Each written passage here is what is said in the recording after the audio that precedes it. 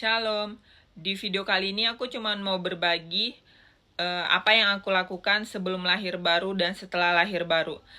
Tentu saja perjalanan spiritual setiap orang beda-beda, tapi mana tahu kisah ini bermanfaat bagi sebagian orang.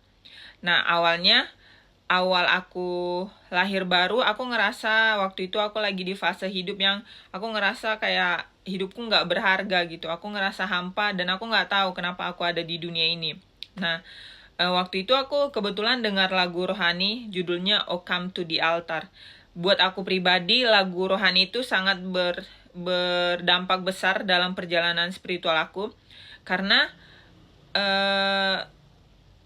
sebenarnya banyak lagu rohani itu kan juga bagian dari penyembahan ya.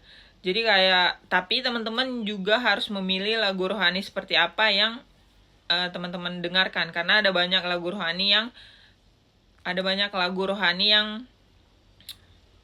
yang menyimpang gitu. Nah, waktu itu aku berdoa, setelah mendengarkan lagu itu aku berdoa, dan di dalam doaku itu aku ingat aku mengakui semua dosa-dosaku sama Tuhan. Dan waktu itu aku benar-benar nangis sejadi-jadinya, kayak yang aku bilang itu. Tapi di waktu aku nangis itu aku ngerasa kayak aku hina banget. Terus aku langsung kayak menyadari kayak ternyata Tuhan sebaik itu gitu. Tuhan telah menebus aku di atas kayu salib yang harusnya aku yang tersalib di sana, tapi Tuhan menggantikan aku gitu. Dan aku tiba-tiba ngerasa nggak layak, tiba-tiba ngerasa diriku sangat hina gitu. Tapi aku di satu sisi juga sangat berterima kasih, kayak terima kasih Tuhan sudah menebusku di atas kayu salib. Dan aku di fase nggak layak itu cukup lama, hampir 2 tahun. Jadi setiap aku berdoa, aku bersyukur tapi aku ngerasa nggak layak gitu. Jadinya aku nggak bertumbuh di dalam Tuhan. Buat teman-teman mungkin yang lagi mengalami fase itu, ketahuilah itu adalah pekerjaan si jahat. Dia nggak mau kita menyadari betapa Tuhan sayang sama kita. Dia mau menahan kita di posisi itu terus. Karena teman-teman, kalau misalnya kita terus di fase nggak layak, kita nggak akan berani nge-share kesaksian kita. Kita nggak akan berani ngomong tentang Tuhan. Karena kita, ngapain aku ngomong tentang Tuhan? Aku aja bla bla bla gini. Kabar gembiranya, dosa kita udah diampuni di atas kayu salib.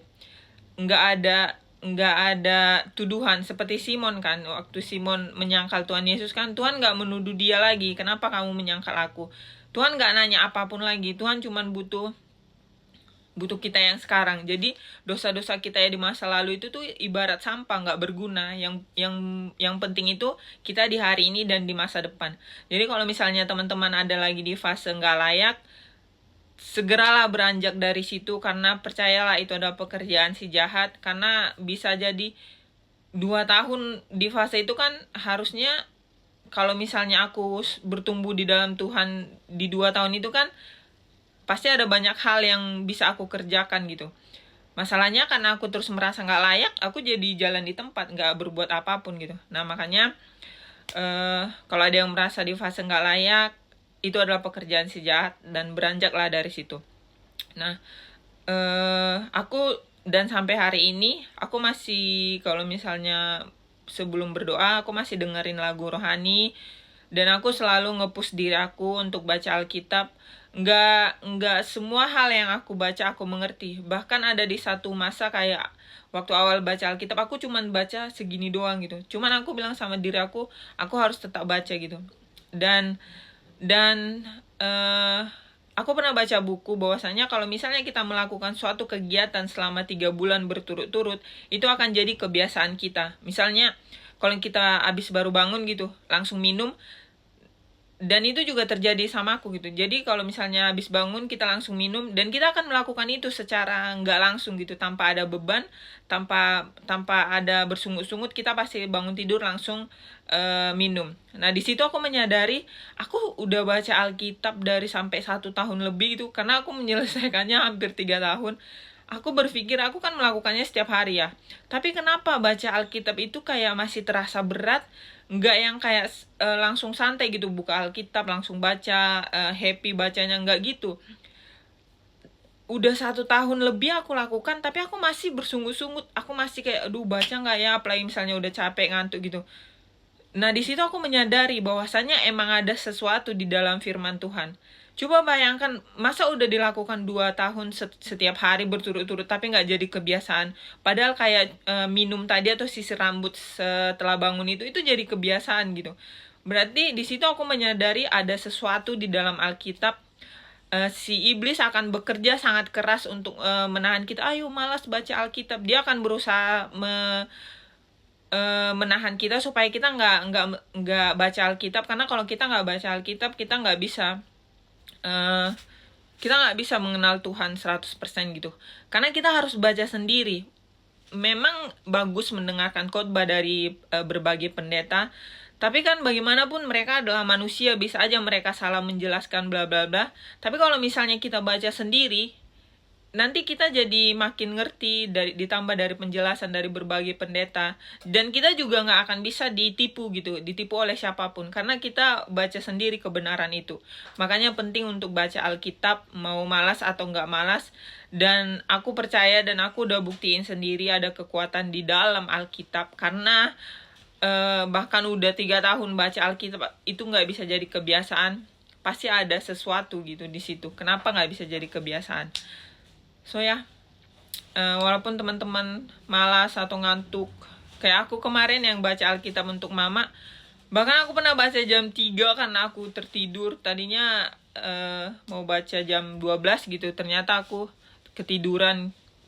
Ya udah, aku tetap paksa untuk baca.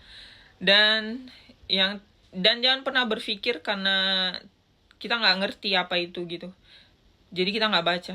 Sebenarnya Alkitab itu sangat menarik kalau misalnya teman-teman baca lagi dan lagi. Bahkan banyak orang malas baca silsilah kan, karena itu namanya susah dibaca bla bla bla. Tapi ternyata setelah sekarang itu jadi kayak menarik. Jadi kita tahu, oh ternyata keturunan Lewi itu ini, ternyata keturunan Ruben itu ini, keturunan ya udah, kita nanti tahu silsilah Tuhan Yesus itu dari mana gitu. Oke teman-teman, semangat.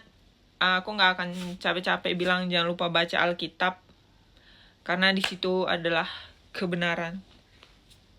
Oke, dan selamat Natal teman-teman. Kiranya sukacita Natal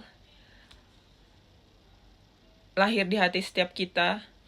Kiranya kita ingat betapa besar kasih setia Tuhan sama kita, betapa Tuhan sangat sayang sama kita, sampai Tuhan harus merendahkan dirinya datang ke dunia ini. Padahal Tuhan nggak wajib datang, nggak ada keharusan. Bisa aja kita dibinasakan semua, Tuhan ciptakan manusia baru lagi. Tapi Tuhan kayak zaman Nuh kan. Tapi Tuhan memilih menebus kita di atas kayu salib. Dan aku harap semua teman-teman menyadari bahwa itu kasih yang sangat luar biasa. Itu bentuk cinta paling sempurna. Kayak nggak ada yang sehebat Tuhan Yesus. Kalau coba teman-teman cari tahu, cuman kekristenan yang ada juru selamatnya. Oke? Jadi jangan sia-siakan keselamatan itu selagi kita masih ada di dunia ini. Dan buat yang dengar video ini sampai akhir, see you there. Sampai ketemu nanti. Kalau kita nggak ketemu di dunia ini, sampai ketemu nanti di rumah Bapa kita. Shalom.